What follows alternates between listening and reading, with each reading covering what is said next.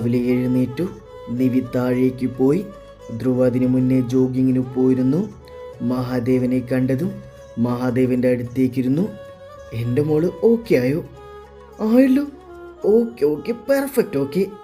അങ്ങനെ പാടി പറയുന്ന കേട്ട് അദ്ദേഹം അവളുടെ തലയിൽ ചെറിയൊരു കൊട്ട് കൊടുത്തു. അച്ചു, എൻ്റെ തല പൊട്ടിപ്പോകും. അവസാനം മോന് മന്ദബുദ്ധിപ്പണിയെ ചുമക്കേണ്ടി വരും. അത് തന്നെയല്ലേ എൻ്റെ ചേട്ടൻ ഇപ്പോഴും ചെയ്യുന്നേ? അച്ചോ, അവൾ കുറിവിച്ച് വിളിച്ചതും ദക്ഷി, നീ നല്ല അടി പഠിക്കും കേട്ടോ. എൻ്റെ കുട്ടിയെ കളിയാക്കരുത്. മഹാദേവനെ ചേർന്ന് നിന്നിട്ട് ദക്ഷിയെ നോക്കി കോക്രി കുത്തി. അപ്പോഴേക്കും അമ്മയെന്ന് വിളിച്ച് ആമി ഓടി വന്നു. ആമി ഓടി വന്ന് നിവിയുടെ മടിയിലിരുന്നു. അമ്മേ, കുറഞ്ഞ അസുഖം. എന്നോട് പറയാത്ത എന്താ? ധ്രുവങ്കൾ ഇപ്പോഴേ പറഞ്ഞേ. അങ്ങനെയാ ഞാൻ ഓടി വന്നത്. ആണോ ആമി? എനിക്ക് കുഴപ്പമൊന്നുമില്ലെന്നേ. ഈ ധ്രുവങ്ങളെ ചുമ്മാ പറഞ്ഞതാ. അത് പറഞ്ഞുകൊണ്ടിരുന്നപ്പോഴാണ് അർജുനും ധ്രുവും അകത്തേക്ക് കയറി വന്നത്. ആണോ അങ്കിള്? മോളെ പറ്റിച്ചതാണോ? അമ്മയ്ക്ക് അസുഖമൊന്നുമില്ലല്ലോ. ചുമ്മാ പറഞ്ഞതാ അങ്കിള്, മോൾ ഇങ്ങോട്ട് വരാൻ വേണ്ടി. ആണോ? അതെന്ന് ധ്രുവ് തലയാട്ടി. പക്ഷെ ധ്രുവിൻ്റെ മുഖം വാടിയത് നിവി ശ്രദ്ധിച്ചിരുന്നു. ആമയോട് അടുക്കുമ്പോഴേക്ക് ധ്രുവിൻ്റെ മുഖം മങ്ങുന്നത് നിവി ശ്രദ്ധിച്ചിട്ടുണ്ട്. അർജുനായിട്ട് ഇരിക്കി. അർജുൻ ഓപ്പോസിറ്റ് സോഫയിലിരുന്നു. ധ്രുവ് ഇന്ന് ലീവാണോ? അതെ ലീവാണ്. നിധി എന്ന് ഓക്കെ ആകട്ടെ, എന്നിട്ട് അങ്ങോട്ടുള്ളൂ. മാത്രമല്ല വേറെ കുറച്ച് പരിപാടിയുണ്ട്. ഓക്കെ, എങ്കിൽ ഞാൻ ഇറങ്ങട്ടെ. ആമയെ സ്കൂളിലാക്കണം. അമ്മേ, ഞാൻ പോയിട്ട് വൈകിട്ട് വരാമേ. പോയിട്ട് വരണം കേട്ടോ.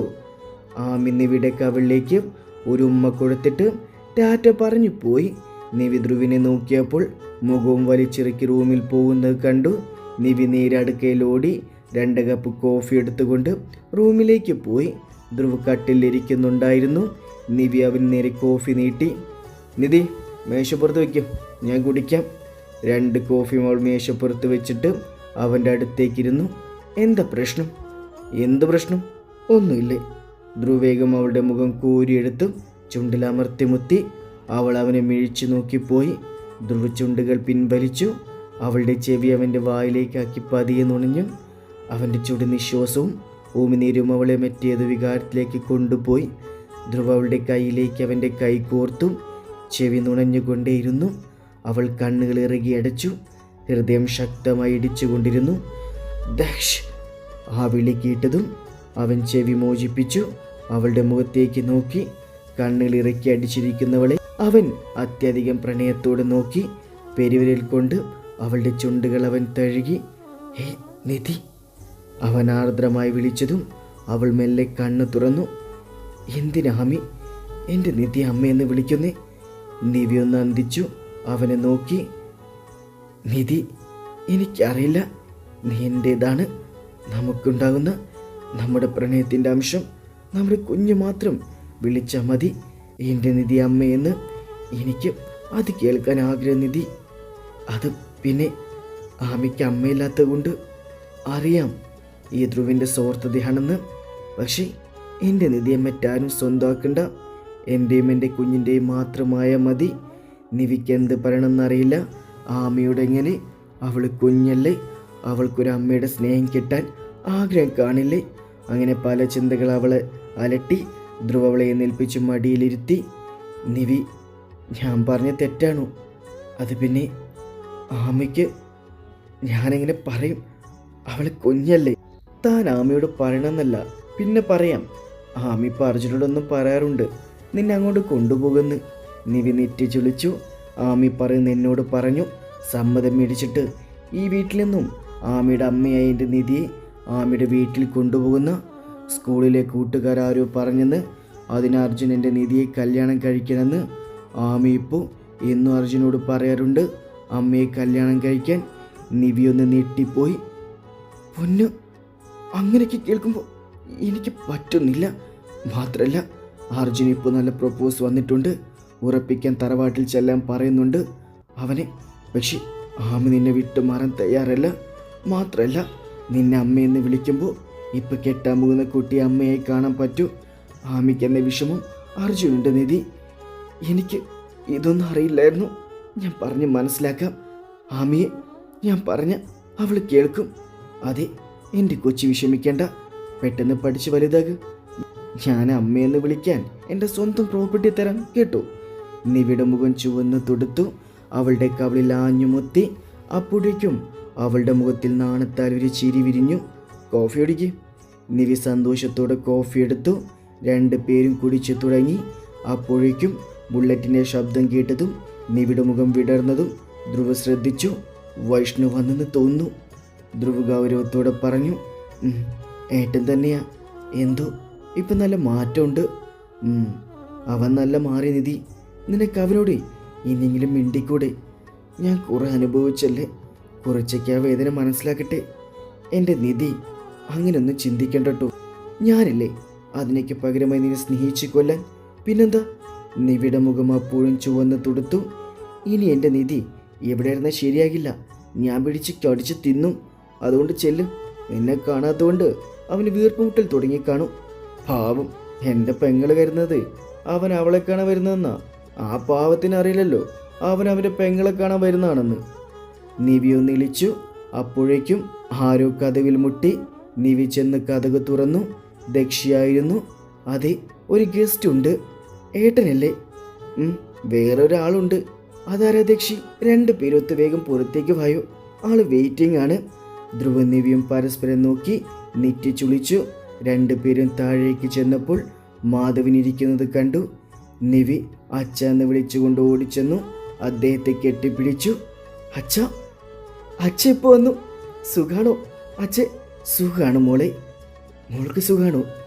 അതെ സുഖാച്ച. എങ്ങനെ വന്നു? ട്രെയിനിൽ വന്നു. അച്ഛ പറഞ്ഞില്ലല്ലോ വരാന്ന്. എൻ്റെ മോളെ കാണാൻ വരാമെന്ന് ഞാൻ പറയണോ? മാധവൻ ധ്രുവിനെ നോക്കി. അവൻ മനോഹരമായി പുഞ്ചിരിച്ചു. അപ്പോഴേക്കും പ്രിയ ചായ കൊണ്ടുവന്ന് കൊടുത്തു. എപ്പോൾ എത്തി ഇവിടെ? ഞാൻ രാത്രി 10 മണിക്കെത്തി. മോന് ജോലിക്ക് പോണ്ട്, ലീവാണ്. പിന്നെ ധ്രുവ് ഒന്നും ചോദിക്കാൻ പോയില്ല.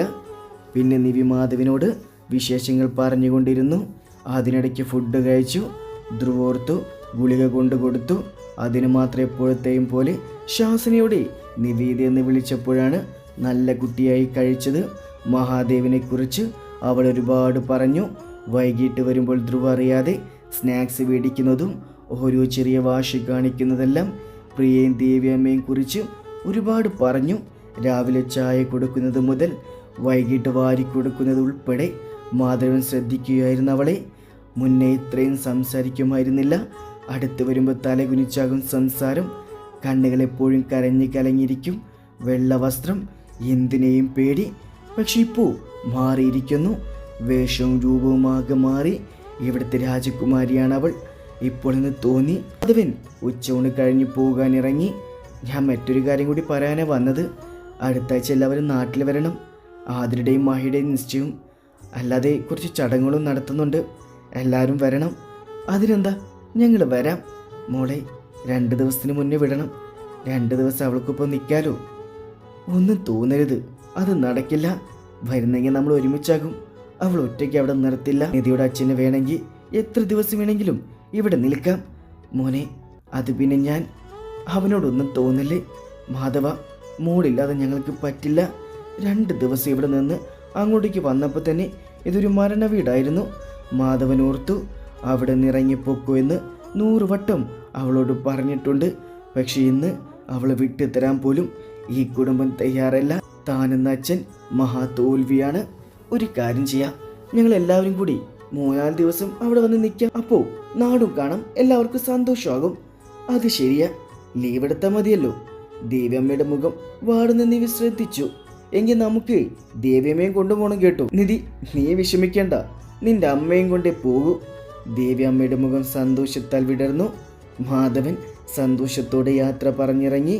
ധ്രുവാത്മ, ഇങ്ങനൊരു അവസരം കിട്ടാൻ ഞാനും കാത്തിരിക്കുകയായിരുന്നു. എവിടെ നിന്നാണോ തുടങ്ങിയത് അവിടെ തന്നെ അവസാനിപ്പിച്ചിട്ടേ ഈ ധ്രുവദക്ഷ മഹാദേവ് തിരിച്ചു വരികയുള്ളൂ. തിരിച്ചു വരുമ്പോൾ പ്രശ്നങ്ങളെല്ലാം അവസാനിച്ചിരിക്കും. വൈകിട്ടായപ്പോൾ പറഞ്ഞതുപോലെ ആമി വന്നു. നിവിയും ദക്ഷിയും മഹാദേവൻ്റെ അപ്പുറത്തിപ്പുറത്തും ഇരിക്കുന്നുണ്ടായിരുന്നു. ആള് വന്നുടനെ അമ്മയെന്ന് വിളിച്ചുകൊണ്ട് നിവിയുടെ അടുത്തേക്ക് ചെന്നു. ആ വന്നു കുറുമ്പിയാമി. വന്നില്ലാമി. ദേവിയമ്മേ, ആമി വന്നിട്ടുണ്ട്, ചായ എടുക്കൂ. നിവി ഉറക്കെ വിളിച്ചു പറഞ്ഞു. ദാ വരുന്നു മോളെ. ആമിക്ക് ചായ ഇപ്പോൾ തരും കേട്ടോ.